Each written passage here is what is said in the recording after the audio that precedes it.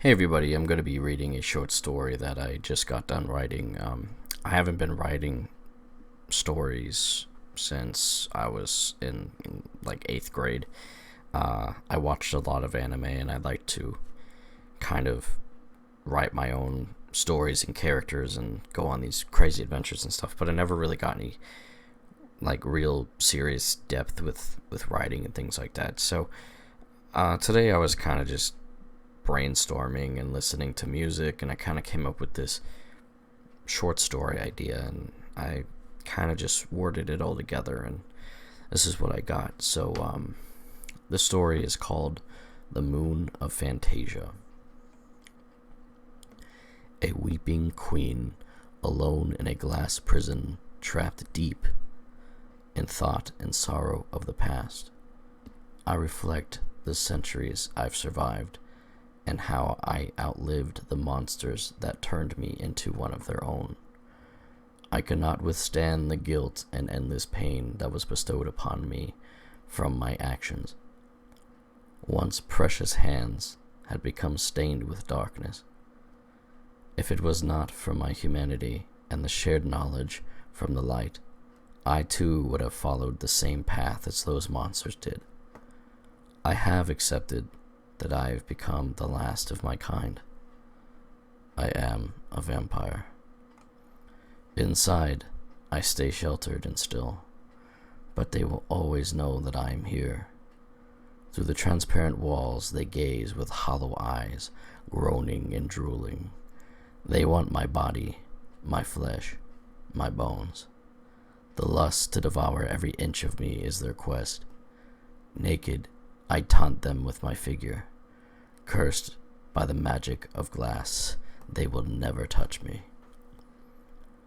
It has been 14 years since the world was completely taken by the ones who were once alive. Because of this plague, I will no longer be able to withstand the lust I've tried to outrun for so long. Because of a healing witch, I was able to suppress my curse for periods of time. She also showed me a path to the key in which I would use to save myself from an awful fate. But due to the circumstances, both can no longer be achieved. The recipe was the alternative to suppressing my lust for blood, so I may not hurt the innocent. Every 50 years, you must bathe in a cold bath of animal's blood, mixed with 2 teardrops from an angel. And for your vampirism, the curse, it may only be lifted when you find the one which is pure of heart and make the eternal bond. A millennium, it had felt like, wandering the earth alone, searching for someone who was true and would save me from my torment. I was starting to lose hope. I saw civilizations grow and fall within the blink of an eye. Sometimes in these places I thought I would find the one, but it was never the case. At my wit's end, pleading and begging for the madness to stop, light finally shined through. I had found him, a soul of gold and purity. I fell in love, and I was so close to being free. Then it all fell apart. The world sprang into chaos. A massive war spread all across lands and sea, and from all of it, what had come next had closed the door on my destiny. That vile plague took my love from me, and my chances to live and keep my sanity. In anger and rage, I took out everything on them, but they just kept coming, and they wouldn't stop. Desperately, I tried to find survivors, but those wretched parasites eat everything that is flesh and blood. And for the lack of innocence, there is no way to get tears from angels. Children no longer walk this earth. In the closing years of my life, I'm not sure how long my sanity will be in my hands. 8 years remain before I become hungry for blood. The countless corpses outside the glass have left nothing for me to consume.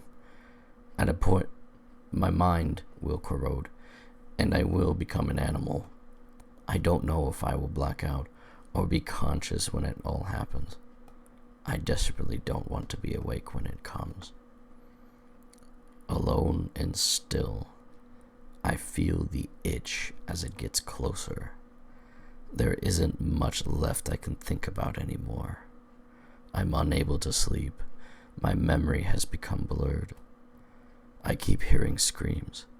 Are they my own or someone else's? There's a smell of blood around me, but I can't find it anywhere. Frantically searching and looking around, I suddenly stop. I take a breath, and I close my eyes. The bathtub in the middle of my glass kingdom becomes a coffin. Understanding how close it all is, I step inside.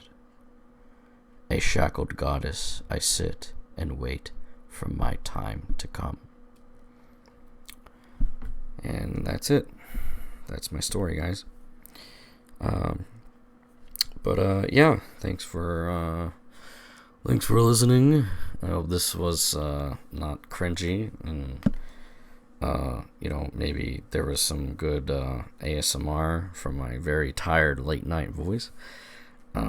It's currently 11:06 p.m. I need to go to bed because I need to drive very far for work in the morning. So really crappy, but that's my story, guys. So thank you for watching or listening, whatever it may be, and I will see you all in the next video.